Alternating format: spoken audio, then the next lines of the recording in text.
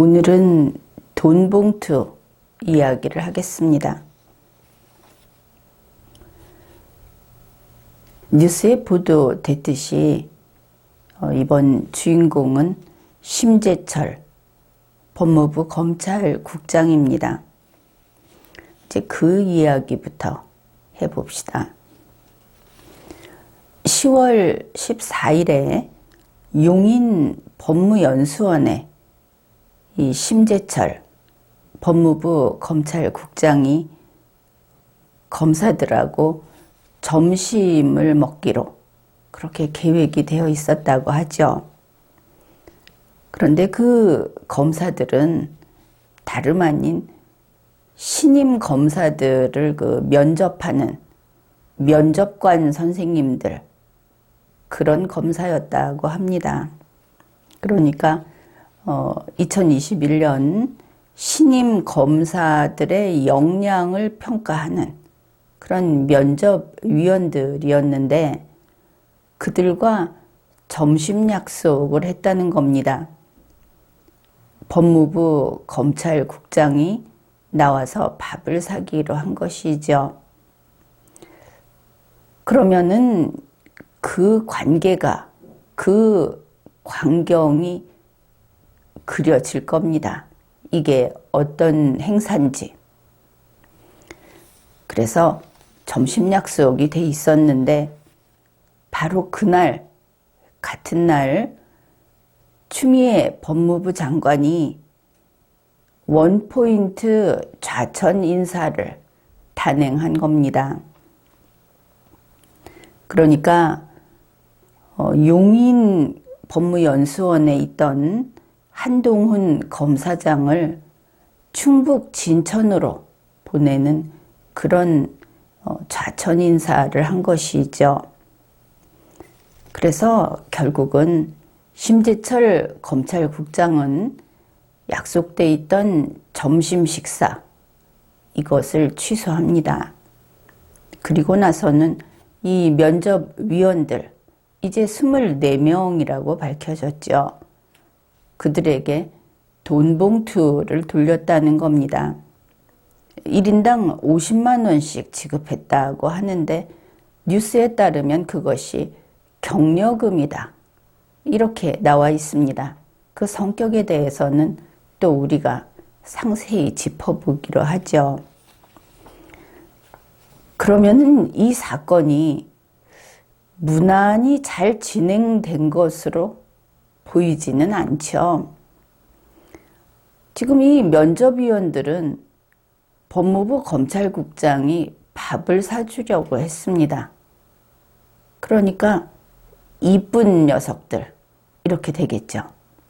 밥까지 사 먹이고 나중에 밥은 못 먹였어도 돈 봉투까지 안겨준 그런 아주 함함한 그런 예쁜 검사들이었다. 그래서 그 행사를 잡아놓은 그날에 갑자기 그 한동훈 검사장의 좌천 인사를 해버린 겁니다. 같은 날에. 결국 심재철 검찰국장이 용인 가서 그 자기가 보기에는 고운 자기 편인 그런 검사들하고 밥 먹으려고 했는데 추미애 법무부 장관이 무슨 이유에선가 성질이 나서 밥상을 엎어버린 것이죠. 밥상이 엎어졌으니까 점심 약속은 계속 추진할 수가 없는 거 아닙니까? 그러니 심재철 국장은 그냥 돈 봉투만 돌렸다. 나중에 법무부의 얘기를 들어보면 그 용인 법무연수원에 가지도 못했다, 그렇게 돼 있습니다.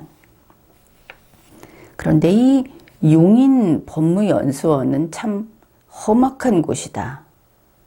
그런 우리 국민들은 그런 생각을 하게 되죠. 지난번에는 어땠습니까? 이성윤의 신복이 이 한동훈 검사장에게 몸을 날려서 덮쳤던 그런 곳이고, 이번에는 추미애 법무부 장관의 신복이 자기들끼리 잘 먹으려고 밥상 차렸다가 그거 엎어버린 그런 곳이고, 그래서 밥도 못 먹게 된 그런 곳이 용인 법무연수원이다. 우리는 결국 이런 내용을 알게 되었습니다. 용인 법무연수원이 터가 나쁜 것인가? 아니면 한동훈 검사장이 나쁜 것인가? 그가 가면은 이렇게 태풍을 몰고 오는 사건, 사고를 몰고 가는 그런 것인가? 그러니 이제 검사들은 법무부에서 밥 사주겠다 이러면은 주의를 잘 살펴야 하겠습니다. 근처에 한동훈 검사장이 있으면 그러면은 이제 밥 먹긴 틀렸다 하고 도시락을 준비하는 게 좋겠죠. 그리고 보니 이성윤의 신복들, 그런 사람이 있을 때는 휴대폰 하나 꺼낼 때도 아주 신중해야 합니다. 미리 휴대폰을 꺼낼 텐데 괜찮겠습니까? 하고 허락을 받아야지, 그러지 않았다가는 그냥 몸을 날려서 덮치는 일을 당하게 됩니다. 그것도 노구가 덮쳐오는, 자기가 덮쳐놓고는 먼저 응급실 가서 들어 눕는 이제 이런 일을 겪게 되는 것이죠. 오늘날 대한민국 검사로 살아간다는 것은 이렇게 힘든 일이다. 그런 것을 알 수 있습니다. 요즘에 보면은 문재인 민주당 사람들, 이들이 참 헤어나지 못하는 어떤 수렁에 빠져 있다. 그런 느낌을 받죠. 이들이 거기에서 헤어나려고 노력을 하면 할수록 점점 더 빠져들고 있다. 이렇게 이야기할 수도 있을 겁니다. 우리가 헝클어진 실타래를 풀려면 아주 인내심을 가지고 꼼꼼히, 그리고 한동안 거기에 공을 들여서 잘 풀어야 하죠. 그런데 문재인 민주당 사람들이 이 엉킨 그 실타래를 푼다고 하면은 어쩌면 그렇게 예외 없이 매번 점점 더 헝클어져서 속에서 매듭이 지어지고 이렇게 되는지, 그런 것을 우리가 지켜보고 있습니다.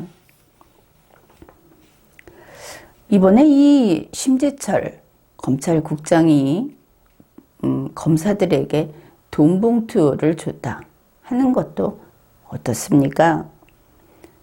사실 문제는 돈 봉투를 줬다 하는 것이 문제 아니겠습니까?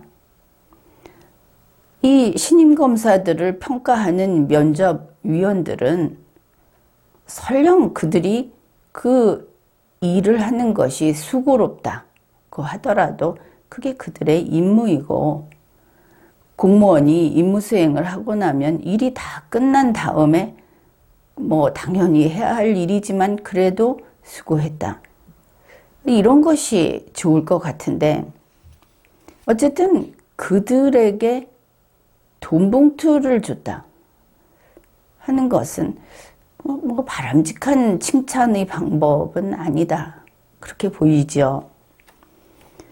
그런데 이게 특활비를 준 것이다, 특활비를 이렇게 썼다, 이렇게 된 거 아닙니까? 문제는 돈을 줬다 하는 겁니다.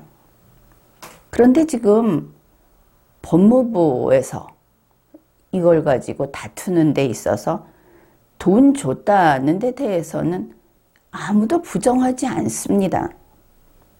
다만 돈을 줬는데 우리는 그 돈을 줘도 된다, 이구동성으로 이런 말을 하고 있다.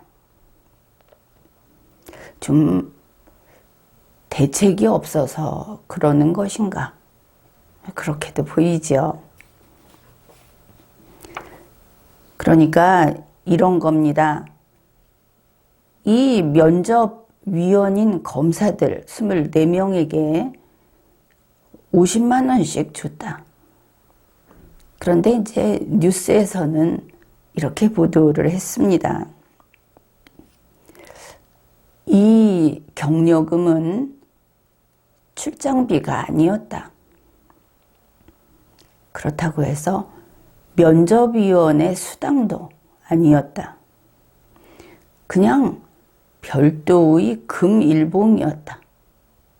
용돈 준 거다. 이렇게 되겠죠. 이제 그러면은 이들이 그게 정당했다고 주장하는 그런 주장을 우리가 들어줘 가면서 판단을 해보기로 합시다. 일단 뉴스에는 이 봉투에 심재철 이것이 이제 따옴표 속에 들어 있습니다. 그 다음에 이어서 수사활동 지원 이게 또 별도의 따옴표 속에 들어 있습니다. 봉투에는 이렇게 적혀 있었다. 이렇게 보도가 된 것이죠. 여러분은 이 기사를 보면서 봉투에 글자가 어떻게 쓰여 있었을까? 영상이 떠올랐습니까? 이 기술을 보고서 아마 봉투에는 2줄로 이 문구가 들어가 있었을 것이다. 그렇게 생각을 했습니다. 따옴표가 각각 돼 있었기 때문에. 만일 이게 한 줄로 돼 있었다면 심재철 쉼표 수사활동 지원 이렇게 써 있는 것이 더 일반적이다. 그렇게 보기 때문이죠. 그러면 그렇겠죠. 봉투에다가 가로로, 그러니까 가로로 길게, 우리 편지 봉투 같은 거 있지 않습니까? 가로로 길게 쓰고 심재철 크게 쓰고 밑에다가 수사활동 지원 이렇게 썼다면 좀 모양은 그렇게 좋지 않아 보입니다. 그래도 그 검사라든지 또 이렇게 법을 다루는 사람들은 봉투를 쓸 때 그 붓펜 같은 걸로 세로로 이렇게 쓰는 것을 좋아하지 않겠습니까? 그러면 이렇게 되겠죠. 봉투를 세로로 놓고 심재철 크게 쓰고 옆에다가 수사활동 지원 이렇게 쓰면 붓글씨 비슷하면서 볼만할 거다. 이렇게 생각을 해볼 수 있습니다. 그 세로로 수사활동 지원이라는 6글자를 쓰면은 이게 그 편지봉투 길이를 생각해 봤을 때 상당히 꽉 차게 될 겁니다. 조그맣게 찔끔 쓰면은 그게 또 그렇게 모양이 좋지는 않으니까 대략 그럴 것이다. 한번 직접 써보십시오. 이게 어떤 모습이 되는지. 어떻든 이거에 대해서 법무부가 설명을 했습니다. 통상의 예산 절차와 방법에 따라서 정상적으로 집행한 것이다. 거창하게 아주 그냥 격식을 갖춰서 얘기했는데 어떻든 이 돈봉투 준 게 정상적이었다. 위법하지 않았다. 이런 이야기를 한 것이죠. 이제 그러면서 신임검사 선발 업무 수행 지원을 위해 용도를 명백히 적시해서 사용했다. 이렇게 답변을 했습니다. 결국 법무부의 이야기는 이 봉투에다가 신임검사 선발 업무 수행 지원이라고 하는 용도를 적시했다. 이런 것이죠. 그러면은 이번에는 이것을 한번 봉투에 써보기로 합시다. 일단 글자가 너무 깨알같이 작으면 그게 참 볼품이 없다. 우리가 부조금 같은 거를 낼 때도 그때는 붓펜으로 글씨를 큼직하게 또 정성을 들여서 반듯하게 이렇게 쓰죠. 한쪽 귀퉁이에 조그맣게 쓰지는 않습니다. 그러면은 이제 법무부에서는 심재철 국장이 현장에 가지 않았다고 합니다. 그러면 그냥 심재철 이렇게 쓰면 또 그 국민의힘 그 예전에 그 원내대표 하던 그 전 의원으로 생각할 수 있지 않겠는가? 그러면 최소한 심재철 법무부 검찰국장 이렇게는 써야 하지 않겠는가? 그렇죠. 그러면 이제 두 줄을 쓴다고 생각해 봅시다. 본인이 안 갔다고 하니까 이제 그 부분도 생각해 보는 겁니다. 봉투를 일단 통상적으로 세로로 놓고 심재철 법무부 검찰국장 이렇게 썼습니다. 그 다음에 그 옆에 신임검사 선발 업무 수행 지원 이렇게 쓰는 것이죠. 이제 이렇게 써놓고 나면 봉투가 정말 흰색이 별로 없고 시커먼 글자만 꽉 차게 되지 않겠는가? 그렇겠죠. 말하자면 이렇습니다. 이런 봉투를 보고 이렇게 손을 내서 잡으면 손에 먹묻을까 걱정이 되는 지경이라고 할까? 그냥 글씨가 꽉 차버리는 것이죠. 거대 간판처럼. 혹시 이것을 프린트를 했을 수도 있습니다. 그런데 이거 프린트했다고 한다면은 그 책임이 심재철 국장에게만 있는 것이 아니고 법무부 자체가 져야 되겠죠. 법무부에서 했다.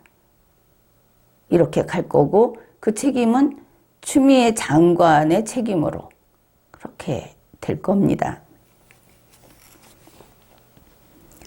그 다음에 이제 그 내용에 대해서 봅시다. 법무부는 용도를 명백히 적시해서 하여튼 말을 우리 옛날에 이 양복 같은 거 입으면 어깨에다 딱딱한 거 집어넣어 놓죠.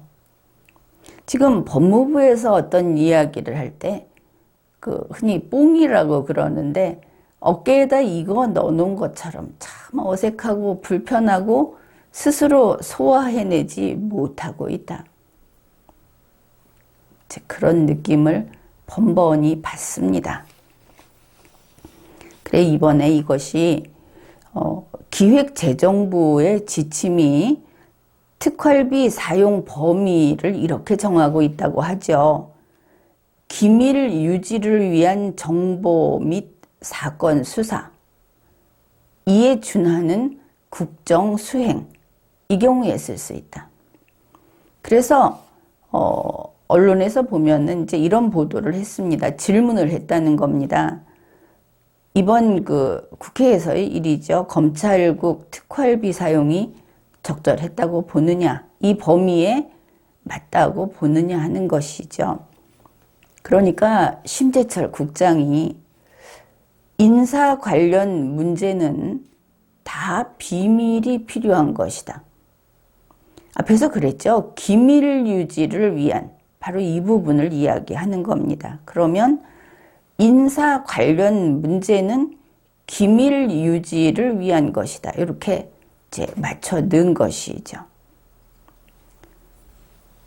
그런데 그 다음에 검사 인사라는 게 다 수사하고 관련된 업무들이다.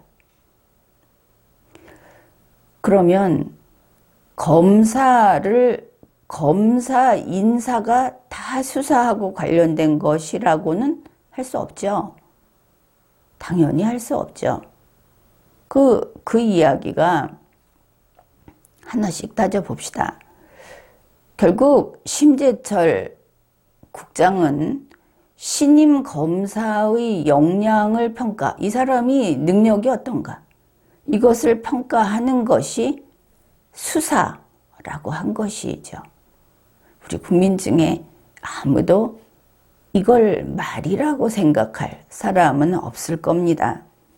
그런데 심재철 국장은 이런 억지를 쓰면서 따라서 돈 봉투 돌린 게 기획재정부의 지침에 따른 그 특활비 사용이다.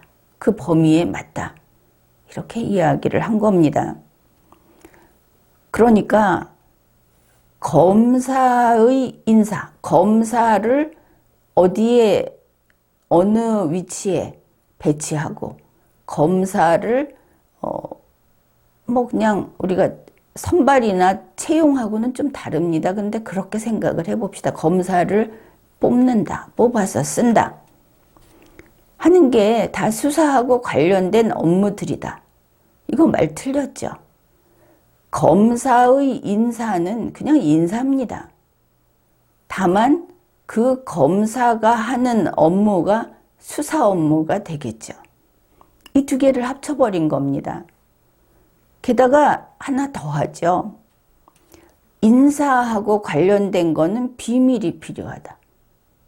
그러니까 검사를 뽑아서 쓰는 것은 비밀이 필요하고 수사와 관련된 업무이기 때문에 검사를 뽑는 이 면접시험을 보는 것이 기밀 유지를 위한 사건 수사다. 이렇게 말을 한 겁니다. 그러니까 검사의 인사와 수사를 동일시했는데 검사라는 사람들은 수사하는 사람이다. 아니 그러면 검사가 사우나에 들어가면은 그거 기밀 유지를 위한 것이고 내내 수사와 관련된 업무들입니까? 그러면 수사가 무엇인가? 원론적인 것을 보고 가기로 합시다. 대한민국 형사소송법 제195조 조문명이 이렇습니다. 검사의 수사. 조문 내용입니다. 검사는 범죄의 혐의 있다고 사료하는 데에는 범인, 범죄 사실과 증거를 수사하여야 한다. 그렇다면 지금 이 신임 검사들 역량평가를 받는 그 면접을 보러 오는 신임 검사들이 범죄의 혐의가 있는 자들입니까? 그들의 범죄 사실은 무엇이고 그들의 범죄 사실에 대한 증거는 무엇입니까? 심재철 국장은 여기에 답을 해야 하겠죠. 수사와 검사 인사는 다른 것입니다. 이것은 이 면접위원 그들에게 돈 봉투를 준 것은 기획재정부 지침에 정한 특활비 사용 범위에 포함되지 않는 것입니다. 심재철 법무부 검찰국장이 어째서 이런 궤변을 늘어놓았는가? 법무부 검찰국장이라는 그 보직은 아주 우수한 인력을 거기에 배치하는 것으로 그렇게 알려져 있죠. 좋은 자리다. 대단히 뛰어난 검사가 그 보직을 맡게 된다. 그런데 이제 보니 심재철 법무부 검찰국장은 우수한 인재가 아니라 아예 상식이 없고 우리 국어도 비틀어 놓는 자기가 어떤 책임을 져야 할 때 그 책임을 질 의사가 전혀 없는 이것을 무책임하다. 그렇게 말을 합니다. 그런 공무원이다. 우리 국민이 실망하는 것은 바로 이 점인 것이죠. 잘못한 거, 돈 봉투를 돌린 거, 거기에 대해서 응분의 책임을 지고 반성을 하고 이제는 법을 준수하고 국민에게 충실하겠다고 하는 것이 그게 정답입니다. 그런데 국민을 도대체 무엇으로 알고 있기에 인사 문제는 다 비밀이 필요해서 기밀 유지를 위한 업무고 검사 인사는 다 수사하고 관련된 업무여서 이게 사건 수사다. 이런 이야기를 한 것입니까? 법무부 어째서 이렇게 하는 것입니까? 법무부는 이번 이 돈봉투 사건에 대해서 통상의 예산 절차와 방법에 따라 정상적으로 집행했다. 이렇게 말을 했습니다. 이제 다음 구절은 이거부터 보고 가기로 하죠. 그러면 법무부의 주장은 뭐냐면은 절차와 방법에 따라서 집행을 한 것이다. 봉투에 용도를 적시해서 그렇게 봉투 돌렸다. 그 이야기인 것이죠. 그러면은 이것이 특활비 사용 범위에 맞는 것이라는 주장은 아닌 겁니다. 그렇겠죠. 그 다음에 신임검사 선발, 업무 수행 지원을 위해 용도를 명백히 적시해서 사용했다. 그러면 용도를 밝혔다는 것이죠. 가령 어떤 정해진 용도가 있다고 합시다. 이것이 만약에 보건을 위한 용도만 된다. 그런데 거기 가서 나는 여흥을 위한 용도라고 써서 냈다. 지금 이런 답을 한 것이죠. 결국 특활비 사용 범위는 위반했지만 용도를 밝히기는 밝혔다고 한 겁니다. 그런데 이 돈봉투는 그 용도는 허용이 되지 않는 것이다. 이렇게 되겠죠. 그래서 법무부 검찰국장은 어떤 일이 있으면 그것을 변명으로 일관해서는 안 된다. 우리 현명한 국민들이, 지적 수준이 높은 국민들이 있는데 이렇게 말을 꽈서 말도 되지 않는 소리를 한다는 것은 혹시 지금 검찰국장 자신이 이성을 잃을 정도로 어떤 충격 속에 빠져 있는 것이냐, 그럴 정도로 지금 정신이 나가 있는 것이냐, 혹시 죽을 죄를 지었는가? 그게 아니라면 이것은 있을 수 없는 일이 되겠죠. 자기가 잘못한 데 대해서 사람이 어디 완벽한 사람이 있습니까? 또 때로는 생각을 좀 잘못할 수도 있습니다. 그러나 그것이 남에 의해서 밝혀지기 전에 본인이 먼저 밝히면 좀 낫고, 그게 아니라 남에 의해서 밝혀지게 되면 거기에 그냥 바로 백기를 들어야 합니다. 우겨서 될 일이 아닌 것이죠. 국민하고 더 이상 같이 살아가기 싫은 겁니까? 공무원이라고 하는 것이 법을 앞에다 두고 글을 읽을 줄 아는 인간이 이래서는 안 되는 것이죠. 책임지는 모습을 보여주기 바랍니다. 그 다음에 이제 추미애 법무부 장관이 등장합니다. 이번에는 추미애 법무부 장관이 여자이기는 하지만 공무원이 아닙니까? 그래서 공무원으로서 그에게 기대하는 바를 한번 이야기를 해보겠습니다. 이것은 추미애 법무부 장관이 페이스북에 써놓은 그 내용이고 또 언론에 보도가 된 내용입니다. 이렇게 시작을 합니다. 신문의 제목 왜곡이 심각하다.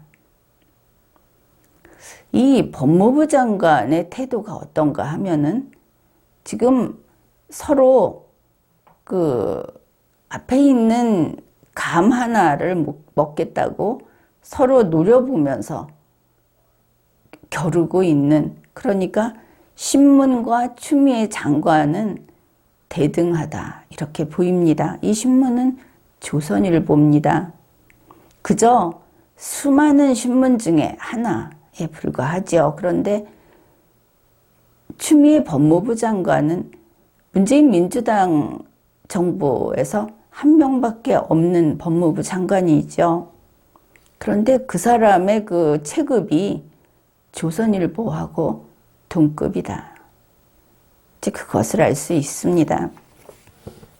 왜 이런 이야기를 하느냐 하면은 정부에서 장관이 어떤 얘기를 할 때 그 입장이 어떠해야 하는가.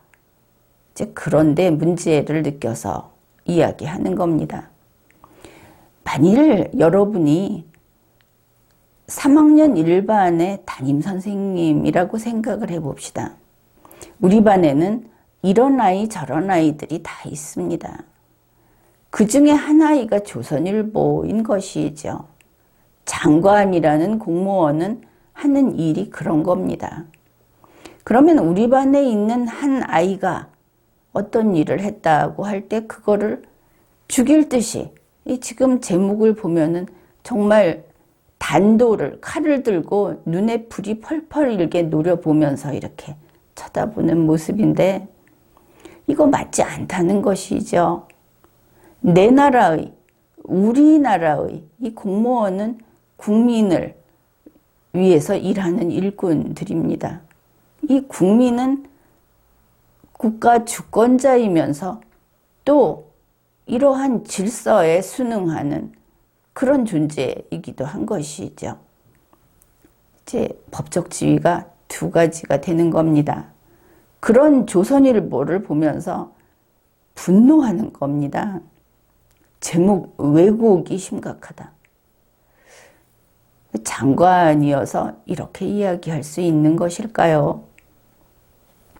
일반 국민들도 수많은 언론 방송 이런 거 보면서 좀 제목이 마음에 안 들 때가 있습니다. 그렇지만 일반 국민들이 마음에 안 들고 덜어는 자기가 그것 때문에 불편할 때가 있어도 사실 이것을 가지고 다툴 길은 별로 없죠. 그런데 추미애 씨는 법무부 장관이기 때문에 이렇게 분노해서 자기 그 SNS에 써놓으면 이거 언론에 보도가 됩니다. 알려지는 것이죠. 일종의 특권을 누리고 있는 것이다. 이렇게 볼 수 있겠죠. 그런데 그 특권을 자기 개인의 감정용으로, 화풀이, 분풀이용으로 쓴다고 하면은 이 사람은 특권층이구나. 이렇게 되겠죠. 일반 국민하고는 다른 것을 누리고 산다. 공무원 그 장관이라고 하는 것이 여러분 한 분 한 분보다 그 사람이 더 중요한 인간인가? 이런 특권을 누려도 되는 인간인가? 대한민국 헌법에서는 그렇지 않다고 합니다. 대통령인 공무원도 여러분 한 명 한 명보다 더 나은 국민일 수 없다. 이렇게 규정을 하고 있습니다. 그러면 추미애 씨가 이렇게 SNS에다가 쓸 때 장관의 이름으로 개인의 감정풀이를 하는 것은 이거 권한을 남용하는 것이다. 횡포다. 맞습니다. 이것은 횡포입니다. 공무원으로서 여기에 대해서 책임을 지고 또 적당한, 정당한 처벌도 받아야 하는 그런 행위인 것이죠. 주미애 씨가 또 이렇게 썼습니다. 언론의 생리를 아는 이들은 제목장사라고 하더라. 이제 이걸 보면은 이 조선일보라는 언론사에 대해서 이를 바득바득 갈고 있는 게 보입니다. 좀 그러지 마십시오. 그 여성들, 여자들에게 어떤 공직을 맡고 있는 여자들에게 항상 좀 부족하다고 느끼는 것은 공과 사를 구분하지 못한다 하는 겁니다. 조선일보가 잘못됐다고 한다면은 논리적으로, 자기의 생각을 논리적으로 하지, 이렇게 눈을 흘기든지 뭐 말을 이렇게 독하고 천하게 하든지 좀 그러는 것은 하지 말자. 같은 여자로서 좀 창피하다. 이제 그런 느낌이 듭니다.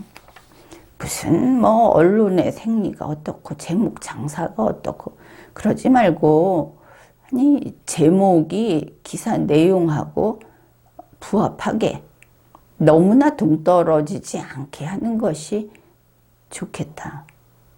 뭐 이렇게 사실 순하게 그리고 아주 미미하게 이렇게 쓰는 것이 실은 의사전달이 더 잘 됩니다. 노발대발해서 소리를 지르면 내용이 잘 전달이 안 되는 것이죠. 그리고 이런 식의 그 글을 쓸 때 우리가 단어를 선택을 하고 그러죠. 그럴 때 아주 짜증이 난다든지 노여워한다든지 분에 겨워서 벌벌 떨면서 쓰면 글이 구깃구깃해집니다. 특히 어떤 사람이 이렇게 말하더라 하는데 그 어떤 사람이 자기 자신이 아닌가 싶기도 하고, 만일 그게 아니고 정말 누구에게 들었다면 어울리는 사람들이 이런 어법을 쓰고 있구나. 그러니 환경이 안 좋은 곳에 있구나. 그렇게 볼 수 있는 것이죠. 그 다음에 뭐 제목으로 독자의 흥미를 유발해서, 이게 지금 왜곡된 제목에 소위 낚이는 독자 이렇게 해서 지금 추미애 법무부 장관은 장관이라는 것을 내세워서 이게 보도된 거 아닙니까? 그런데 독자가 누굽니까? 불특정 다수의 국민이 독자가 되겠죠. 이 독자들도 겨우 이 왜곡된 데 낚이는 천박한 그 자극적인 것만 보고 끌려다니는, 이렇게 해서 국민을 그냥 싸잡아서 모욕을 한 것이죠. 그런데 국민은 그렇게 국민을 그런 식으로 그 평가를 하고 그런 식으로 모욕을 하는 것은 절대 금물입니다. 특히 일꾼인 공무원은 그렇게 해서는 안 되는 일이죠. 그 다음에 이제 이런 말도 했습니다.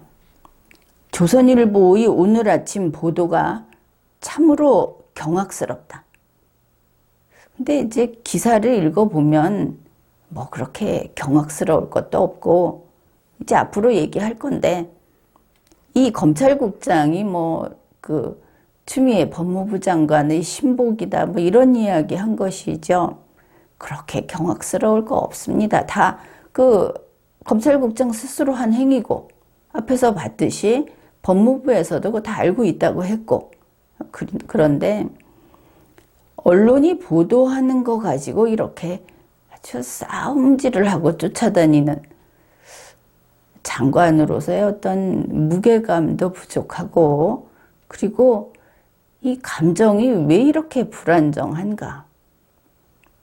특히 추미애 씨는 한때는 대선을 노리는 사람이다, 그런 이야기도 나오지 않았습니까? 이 성격으로, 이렇게 표독스러운 성격으로 만약에 말입니다, 이 사람이 대통령인 공무원이 됐다고 하면은 국민들 목이 서늘하겠죠. 그저 큰 칼을 휘둘러서 피바람을 일으키지 않겠습니까? 이렇게 표독스러운 사람은 자기 손에 좀 큰 권한이 주어지면 반드시 악용을 합니다. 그것이 걱정스러운 것이죠. 요즘 들어 이런 모습이 더 자주 드러나고 있죠. 그뿐 아니라 앞에서 말을 막 쓰죠. 품이 있는 여자들은 잘 쓰지 않으려는 어휘, 이런 거를 그냥 거침없이 씁니다. 그리고 품이 있는 사람들은 상대방이 분해서 못 견디게 만드는 일을 애초에 안 하죠. 왜냐하면 남을 그런 식으로 공격하면 그 증오심이 연쇄 상태로 됩니다. 그러면서 점점 커지죠. 공무원이 국민을 상대로 이렇게 하면은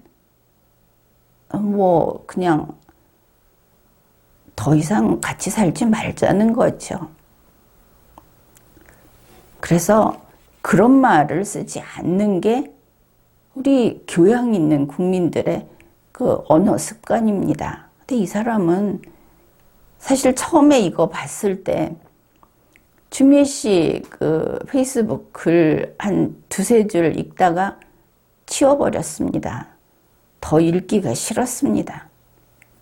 그런데 그냥 참고 또 다시 보고 이렇게 이야기를 하게 되었죠. 근데 그런 말을 쓰는 사람은 놀랄 일도 없죠. 자기가 이미 갈 때까지 다 가서 세상에 온갖 추한 것들이 자기 입과 자기 손끝에서 나오는 사람이 뭘 놀랄 게 있겠습니까? 어떻든 추미애 씨 이거 속도 조절하십시오. 요즘에 벌써 얼마 동안에 이렇게 계속하고 있는지 본인도 혹시 깜빡 잊고 있는지 모르겠는데 꽤 오래됐습니다.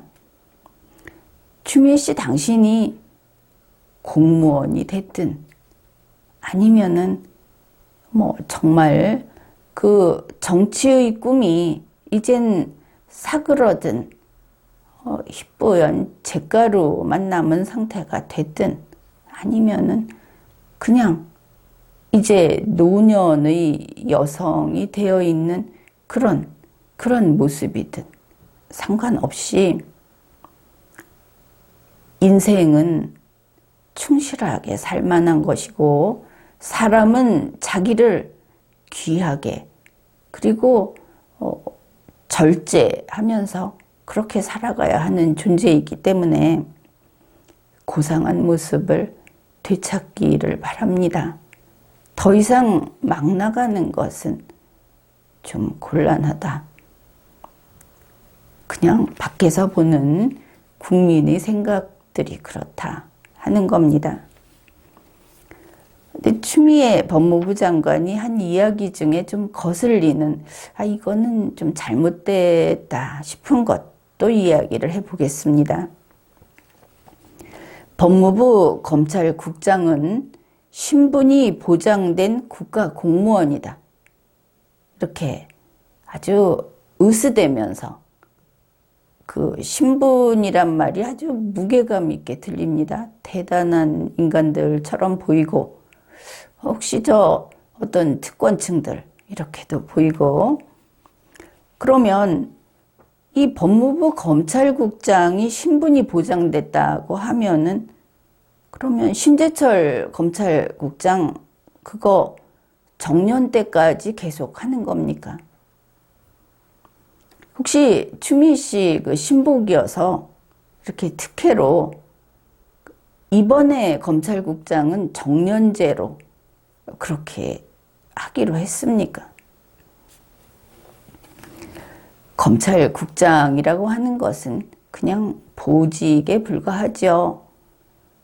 그리고 공무원이 신분 보장된다고 이야기할 때 여기에 쓰는 게 아닙니다. 예를 들어서 그런 것이죠. 검찰총장 임기가 보장된다 그런 이야기는 들어봤겠죠. 그런데 그 검찰총장 신분이 보장된다고 말하지 않습니다. 이게 힌트입니다.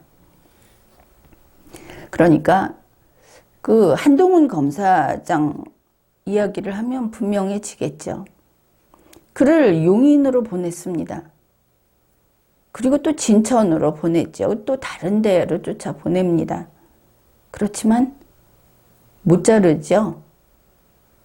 예, 그게 바로 신분 보장입니다. 보통 그 5급 행정직 생각을 해봅시다. 그들이 신분 보장이 된다. 이거 다른 말이 아니고 직업 공무원제의 공무원이다. 그런 이야기인 겁니다. 그래서 이 검찰국장이라고 하는 보직은 신분이 보장된다고 하는 그 말, 직업 공무원제로서 보장이 되는 그런 게 아닙니다. 추미애 법무부 장관이 틀렸죠. 그 다음에 이제 신문에서 주로 다뤘던 내용이 바로 이겁니다. 추미애 법무부 장관이 법무부는 장관의 사조직이 아니며 소속 직제의 보직, 지금 알고 있지 않습니까? 검찰국장이 보직이라는 거. 그런데 그게 신분이 보장된 줄 알고 있다. 추미애 씨 좀 문제 아닙니까? 이렇게 알고 있다면. 어떻든 그 검찰국장은 장관의 신복이 될 수 없다. 그러면서 뭐 중간에 이제 한두 줄 빼고 조속히 시정을 요구한다. 그러니까 이거 심재철은 내 신복 아니다. 신복이라고 한 거 고쳐 써라. 근데 참 문재인 민주당의 장관들은 왜 이렇게 위세를 떨고 자기의 그 권한 범위를 벗어나서 언론을 쥐락펴락하려고 하는지, 기본이 안 된 것인지, 혹은 문재인 민주당의 대통령이 그 사람을 쓸 때 사람 복이 없어서 이런 문제 인물들만 들여오는 것인지, 그것도 의문입니다. 어떻든 이제 이런 말을 했는데, 그래 한번 신복에 대해서 이야기를 해봅시다. 사전을 보면은 신복이 마음심에다가 배복자를 썼습니다. 사실은. 그런데 이 뜻이 신복이라는 단어를 쓸 때는 마음심에다 받아들일 복, 이렇게 풀이하는 것도 뜻을 전달하기는 좋을 거다. 이게 무슨 이야기냐 하면은 마음 놓고 믿을 수 있는 부하 직원, 이런 것을 신복이라고 부릅니다.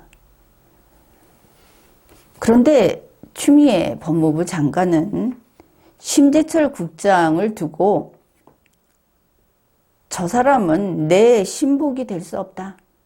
그렇게 말을 했죠. 결국 또 이런 이야기도 했습니다. 이렇게 마음 놓고 믿을 수 있는 부하 직원이라고 하는 것은 이 공무원 세계에는 없다. 사조직에만 있다. 그러니까 거의 나를 위해서 죽을 수 있는 자, 이런 사람만 믿을 수 있다는 것이 추미애 법무부 장관의 생각이다. 그걸 알 수 있죠. 그냥 충실히 그 지시에 따라서 그 업무 수행을 잘하는 것으로는 마음 놓고 믿을 수 있는 부하 직원이 아니다. 그런 내용인 것을 알 수 있습니다. 결국 그렇다면 추미애 법무부 장관은 법무부 내에는 이렇게 마음 놓고 믿을 수 있는 부하 직원이 없다. 그런 뜻이 되겠죠. 심재철 씨도 내가 믿을 수 있는 자가 아니야. 이런 얘기를 하면서 조선일보 제목 바꿔라. 이제 제목까지 바꾸라고 합니다. 다음에는 조선일보 그렇게 하십시오. 추미애 법무부 장관에게 전화해서 제목 어떻게 쓸까요? 그래서 받아 써야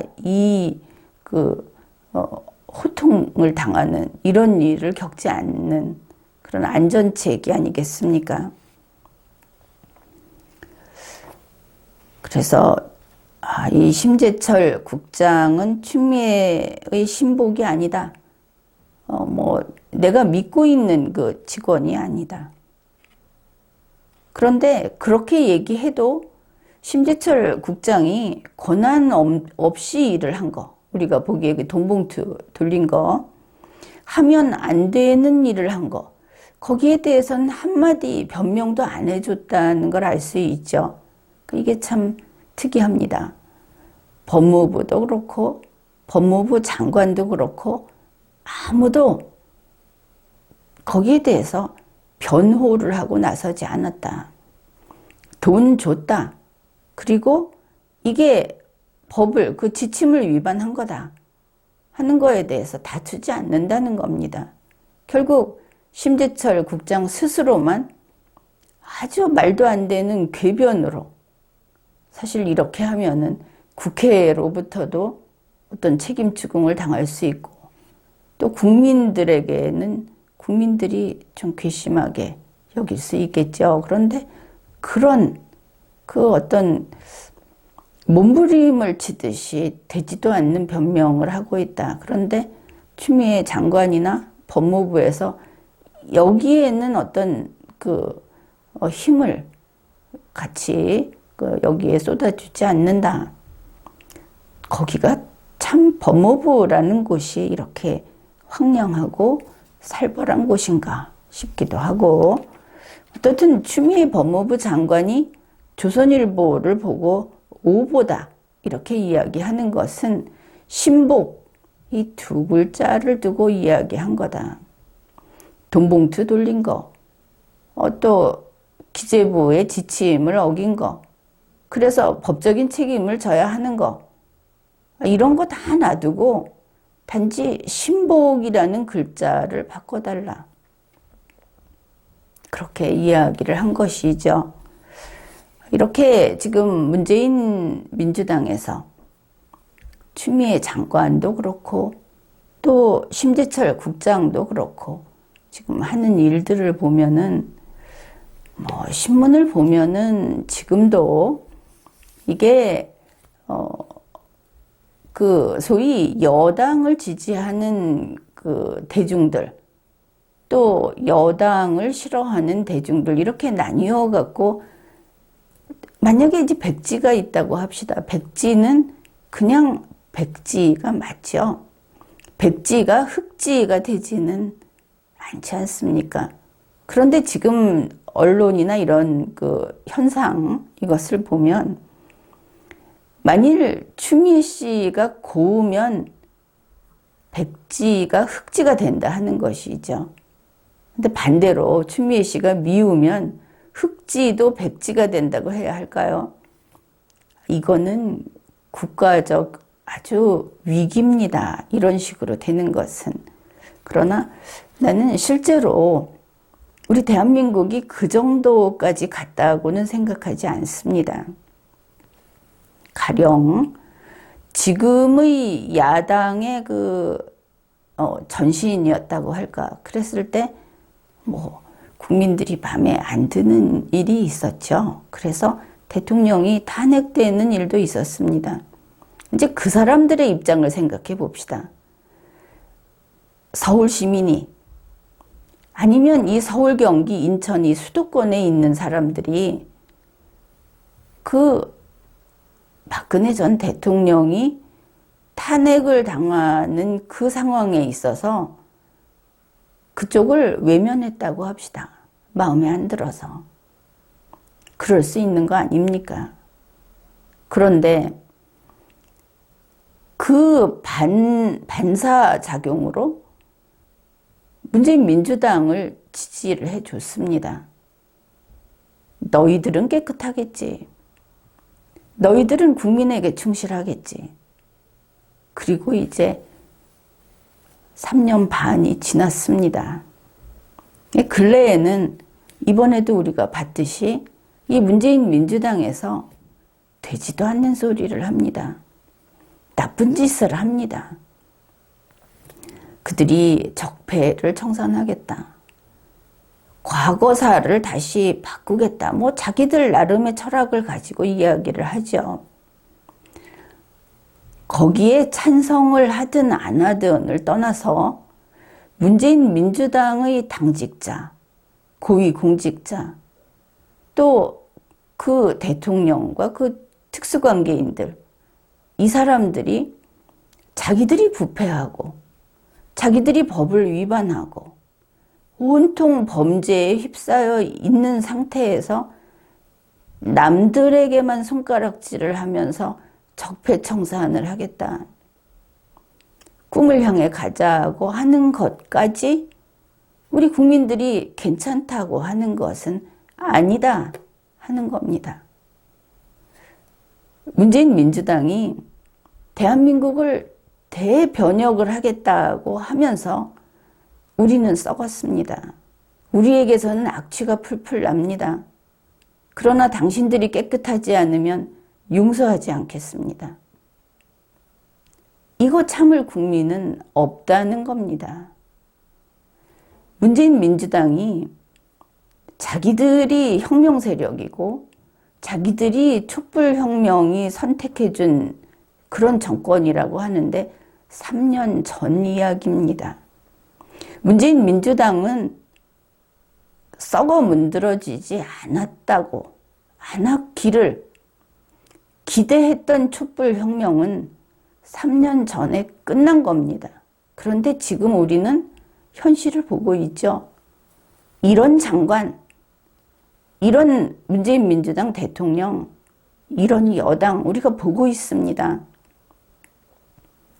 국민은 그런 당신들을 원하지 않습니다. 국민은 당신들이 원하는 그런 사회주의까지 용납하지 않는다 하는 겁니다. 우리 국민은 대한민국 국민입니다. 우리는 정당인들이 정치를 잘한다 못한다 비판을 하지만 우리의 국가는 대한민국 하나뿐인 것이죠. 문재인 민주당 살고자 한다면은 국민에게 복종하십시오. 지금까지 리걸마인드 연구소였습니다.